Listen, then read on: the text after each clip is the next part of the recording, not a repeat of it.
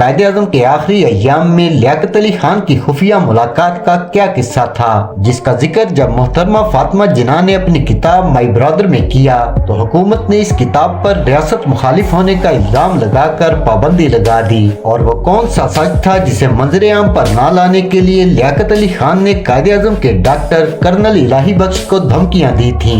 आज की इस वीडियो में हम इन तमाम राजों से पर्दा उठाएंगे जिन्हें सियासी मसलहत के तहत तारीख की गर्द में दबा दिया गया।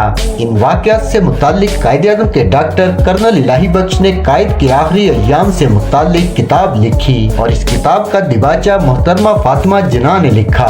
किताब में कायद के इलाज में हुई कोताहियों को पहली बार आश्कार किया गया था, जिसमें कई पर्दा नशीनों के नाम आए, लेकिन एहतजाज के खौफ से लियाकत अली खान ने कर्नल इलाही बख्श की इस किताब पर पाबंदी लगा दी। डॉक्टर कर्नल इलाही बख्श लिखते हैं कि जब मर्ज की तशखीस हो गई तो मैंने एक जानिब इलाज और खुराक में मुनासिब रद्दोबदल की और दूसरी जानिब लाहौर से डॉक्टर रियाज अली शाह, डॉक्टर SS आलम और डॉक्टर गुलाम अहमद को टेलीग्राम दिया कि वो जरूरी साजो सामान और सफरी एक्सरेज के आलात लेकर फौरन ज़ियारत पहुँचे। 30 जुलाई 1948 को खुदा करके जिन्ना का बाकायदगी से इलाज शुरू होने के इम्कानात पैदा हो गए थे कि उसी दिन एक ऐसा वाकया पेश आया जिस पर आज तक खामोशी के पुरअसरार पर्दे पड़े हुए हैं और जो लोग इससे वाकिफ भी हैं उनका यही इसरार है कि इस वाक़े को अभी भी राज ही रहने दिया जाए। ये वाकया सबसे पहले मोहतरमा फातिमा जिन्ना ने अपनी किताब माई ब्रदर में कलमबंद किया था। कायद के कत्ल से जुड़े लोगों की साजिशों पर पर्दा डालने के लिए सरकार ने कायद की सरकारी सवाने हयात लिखने का फैसला किया। इस काम के लिए अंग्रेज सहाफी हेक्टर बोलिथो का इंतखाब किया गया।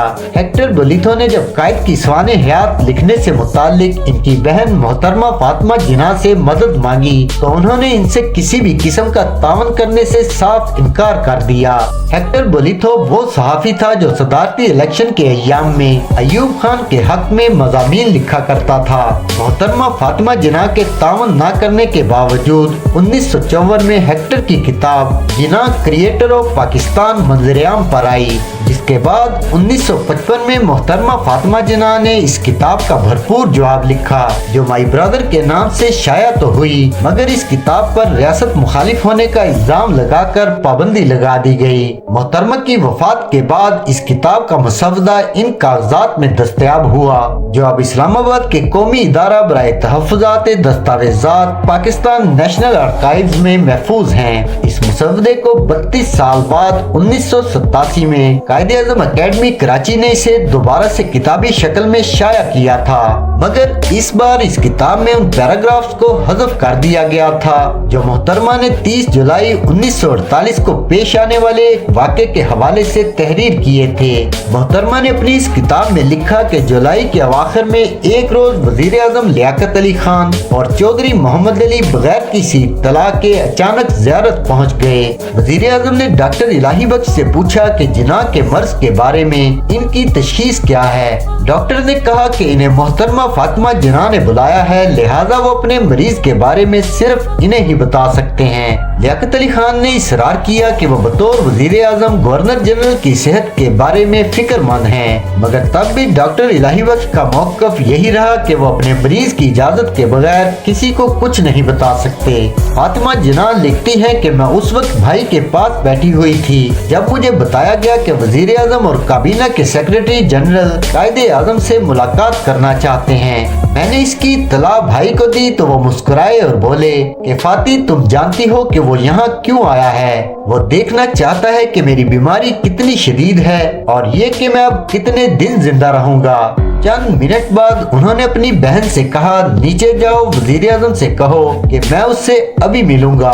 फातिमा जिन्ना ने भाई से गुजारिश की कि बहुत देर हो चुकी है, आप उनसे सुबह मिल लीजिएगा, मगर जिन्ना ने हुक्म दिया कि नहीं, उसे अभी आने दो, वो खुद आकर अपनी आंखों से देख ले। मोहतरमा लिखती हैं कि दोनों की मुलाकात आधा घंटा जारी रही। यूं ही लियाकत अली खान नीचे वापस आए तो मैं ऊपर अपने भाई के पास गई। वो बुरी तरह से थके हुए थे और उनका चेहरा उतरा हुआ था। उन्होंने मुझसे फलों का जूस मांगा और फिर चौधरी मोहम्मद अली को अंदर अंदर बुलवा लिया, जो अगले 15 मिनट तक अंदर मौजूद रहे। फिर जब वो दोबारा तन्हा हुए तो मैं अंदर उनके पास गई। मैंने पूछा कि क्या वो जूस या कॉफी कुछ लेना पसंद करेंगे, मगर उन्होंने कोई जवाब नहीं दिया। वो किसी गहरी सोच में महव थे। इतने में रात के खाने का वक्त हो गया। भाई ने मुझसे कहा, बेहतर है कि तुम नीचे चली जाओ और उनके साथ खाना खाओ। नहीं, मोहतरमा ने जोर देकर कहा, मैं आप ही के पास बैठूंगी और यहीं पर खाना खा लूंगी। भाई ने कहा, ये मुनासिब नहीं है, वो यहाँ हमारे मेहमान हैं, जाओ और उनके साथ खाना खाओ। इसके बाद फातिमा जनाब लिखती है कि खाने की मेज पर मैंने वजीर आजम लियाकत अली खान को बड़े ही खुशगवार मूड में पाया। वो लतीफे सुना रहे थे और हंसी मजाक कर रहे थे, जबकि मैं भाई की सेहत के लिए खौफ से कांप रही थी, जो ऊपर की मंजिल में बिस्तरे अलालत पर पड़े हुए थे। खाने के दौरान चौधरी मोहम्मद अली चुपचाप किसी सोच में गुम रहे। खाना खत्म होने से पहले मैं ऊपर चली गई। जब मैं कमरे में दाखिल हुई तो भाई मुझे देखकर मुस्कुराए और बोले, फाती, तुम्हें हिम्मत से काम लेना चाहिए। मैंने अपने आंसुओं को छुपाने की बड़ी कोशिश की जो मेरी आंखों में उमड़ आए थे। 17 अक्टूबर 1979 को पाकिस्तान टाइम्स लाहौर में शरीफुद्दीन पीरजादा का एक मजमून द लास्ट डेज ऑफ कायदे आजम शाया हुआ। इस मजमून में उन्होंने मुमताज माहिर कानून M.A. रहमान के खत का हवाला दिया।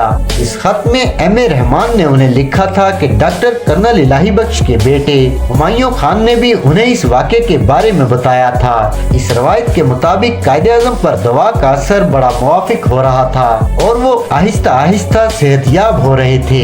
एक रोज लियाकत अली खान कायदे आज़म से मिलने के लिए ज़ियारत आए। वो उनके साथ तकरीबन 1 घंटा रहे। उसी दौरान दवा खिलाने का वक्त आ गया, लेकिन मेरे वालिद डॉक्टर इलाही बख्श अंदर जाकर कायदे आज़म को दवा नहीं दे सकते थे, क्योंकि अंदर जो मुलाकात हो रही थी वो बेहद खुफिया थी। चुनाचे वो बाहर इंतजार करते रहे ताकि मुलाकात खत्म होते ही वो कायदे आज़म को दवा खिला सकें। जब लियाकत अली खान कमरे से बाहर निकले तो मेरे वालिद फौरन कमरे में दाखिल हुए और कायदे आज़म को दवा खिलाना चाहिए। उन्होंने देखा कि कायदे आज़म पर शदीद इज़्तिराबी अफसरदगी तारी है और उन्होंने दवा खाने से इनकार कर दिया और कहा कि अब मैं मजीद जिंदा रहना नहीं चाहता।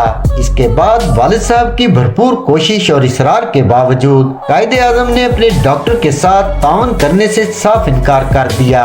हुमायूं खान ने मजीद बताया कि कायदे आज़म के इंतकाल के फौरन बाद लियाकत अली खान ने मेरे वालिद को बुलवाया। जब वो पहुंचे तो लियाकत अली खान ने उनसे पूछा कि उस रोज जब जियारत में मैं कमरे से बाहर निकल आया और आप अंदर गए तो कायदे आज़म ने आपसे क्या बात की थी। मेरे वालिद ने लियाकत अली खान को बहुत यकीन दिलाने की कोशिश की कि कायदे आज़म ने आप दोनों के माबैन होने वाली गुफ्तगू के बारे में मुझसे कतन कोई बात नहीं की थी, सिवाय इसके कि उसके बाद कायद ने दवा खानी बंद कर दी थी। लेकिन मेरे वालिद के इस जवाब से लियाकत अली खान को तसल्ली नहीं हुई। लियाकत अली खान काफी देर तक मेरे वालिद को जेर करने की कोशिश करते रहे। जब इनकी मुलाकात खत्म हुई और मेरे वालिद कमरे से निकलने लगे तो लियाकत अली खान इनसे दोबारा मुखातिब हुए और इन्हें तंबीह की कि अगर उन्होंने किसी भी जरिए से उस मुलाकात के बारे में कुछ सुना तो इन्हें बड़े संगीन नताइज भुगतना पड़ेंगे। ये डॉक्टर कर्नल इलाही बख्श के बेटे हुमायूं खान की बयान करदा रवायत है जो हम तक शरीफुद्दीन पीरजादा के तवस्सुत से पहुंची। इसकी सेहत पर बहस की गुंजाइश हो सकती है, क्योंकि खुद डॉक्टर इलाही बख्श ने अपनी किताब कायदे आज़म के आखिरी अय्याम में इससे मुख्तलिफ बयान दिया है। वो लिखते हैं कि जब वो नीचे उतरे तो वजीर आज़म से ड्राइंग रूम में इनकी मुलाकात हुई। वो उसी रोज चौधरी मोहम्मद अली के साथ कायदे आज़म की मिजाज पुरसी के लिए तशरीफ लाए थे। उन्होंने बड़ी बेताबी के साथ कायदे आज़म की कैफियत दरियाफ्त की और इस बात पर इत्मीनान का इजहार किया कि मरीज को अपने डॉक्टर पर एतमाद है। इस बात का इंशाल्लाह उनकी सेहत पर अच्छा असर पड़ेगा। उन्होंने बहुत ताकीद की कि कायदे आज़म की इस तवील बीमारी की जड़ का जरूर खोज लगाया जाए। मैंने उन्हें यकीन दिलाया कि कायदे आज़म की हालत तशवीशनाक होने के बावजूद वो पुरुम्मीद हैं। अगर उन्होंने वो जदीद दवाएं खा ली जो कराची से मंगवाई जा रही हैं तो मुमकिन है कि वो सेहतयाब हो जाएंगे। बड़ी उम्मीद अफजा बात यह है कि मरीज में मुदाफियत की काफी कुव्वत मौजूद है। वजीर आज़म अपने रहनुमा और पुराने रफीक की अलालत से बहुत अफसरदा थे। इनकी दिल सोजी से मैं बहुत मुतासिर हुआ।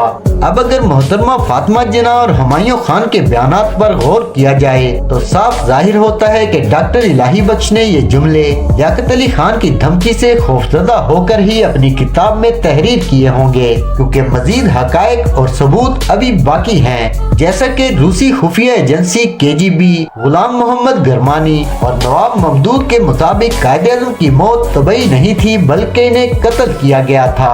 कायद-ए-आज़म और लियाकत अली खान के दरमियान तकसीम हिंदुस्तान से कबल ही शदीद इख्तलाफात क्यों शुरू हो गए थे? कायद-ए-आज़म के ना चाहते हुए भी इन्हें ज़ियारत भेजने की साजिश में कौन मुलव्वस था? कायद को शदीद बीमारी की हालत में जिस इमरजेंसी जहाज में कराची लाया जा रहा था उसमें मौजूद ऑक्सीजन के सिलेंडर खाली क्यों थे?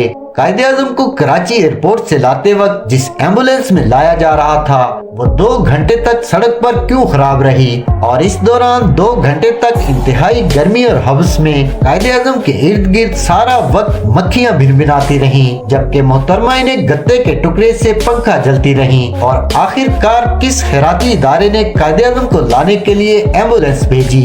ऐसे ही और बहुत से जुल्म सितम जो मोहसिन पाकिस्तान पर रवा रखे गए और ऐसा ही और बहुत कुछ जो आप नहीं जानते होंगे, ये जान पाएंगे बायोग्राफी ऑफ कायद-ए-आज़म के पार्ट में। अगर आप बायोग्राफी ऑफ कायद-ए-आज़म की पिछली तमाम वीडियोस देखना चाहते हैं तो इन वीडियोस की प्लेलिस्ट का लिंक लास्ट में मौजूद है। आई होप कि ये वीडियोस ना सिर्फ आपको पसंद आ रही होंगी बल्कि आपकी मालूमात में इजाफे का बाइस भी बनी होंगी। तो हमारी हौसला अफजाई के लिए इन्हें लाइक करें, शेयर करें और इन्फोजिया चैनल को सब्सक्राइब करने के साथ बेल आइकॉन को भी प्रेस कर लें।